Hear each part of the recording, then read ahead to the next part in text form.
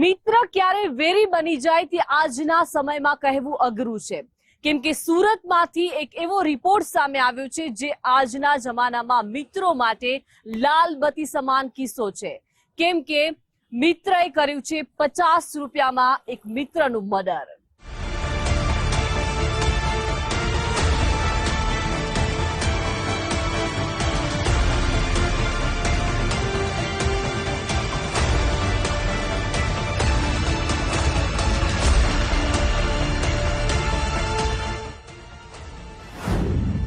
सूरत में हत्यानो उकेलायो भेद। 2 દિવસ पहला बनी हती घटना। बर्थडे पार्टी में थई हती बबाल। 50 રૂપિયા માટે મિત્રએ કરી હતી હત્યા। સુરત શહેરના પાંડેસરા વિસ્તારમાં જન્મદિવસની ઉજવણી માટે થયેલા ખર્ચના માત્ર 50 રૂપિયા માટે મિત્રોએ બીજા મિત્રનો જીવ લીધો હોવાનો ચકચારી કિસ્સો સામે આવ્યો છે। આ ઘટનામાં જન્મદિવસના ખર્ચમાં ભાગે પડતા પૈસા માંગતા સંબંધમાં આરોપીએ તેના મિત્ર ભગતસિંહ પર છરી વડે હુમલો કરી તેને મોતને ઘાટ ઉતારી દીધો હતો। આ મામલે પોલીસે તાત્કાલિક કાર્યવાહી હાથ ધરીને 2 આરોપીની ધરપકડ કરી છે અને વધુ તપાસ હાથ ધરી છે।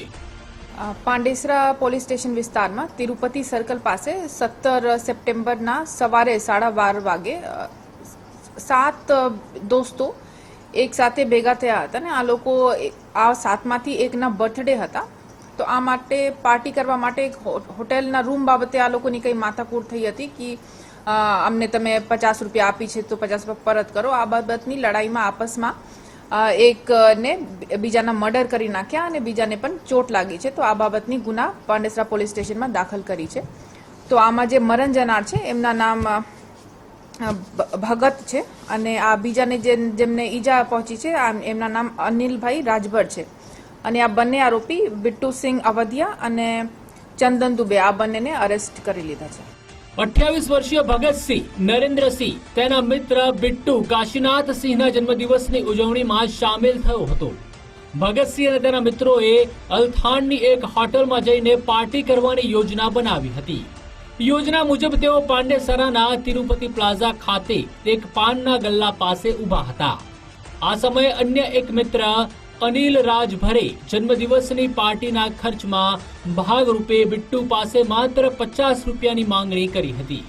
आटली नानी रकम माटे बिट्टुए उश्केराईने अनिल साथे गाळागाળી शरू करी दीधी। आ दलील जोतामां भयंकर झगड़ामां फेरवाई गई हती। ટોટલ 2 જ આરોપી છે, બિટ્ટુ સિંહ અવધિયા અને ચંદનસિંહ દુબે, અને આ બંનેને અરેસ્ટ કરી લીધા છે।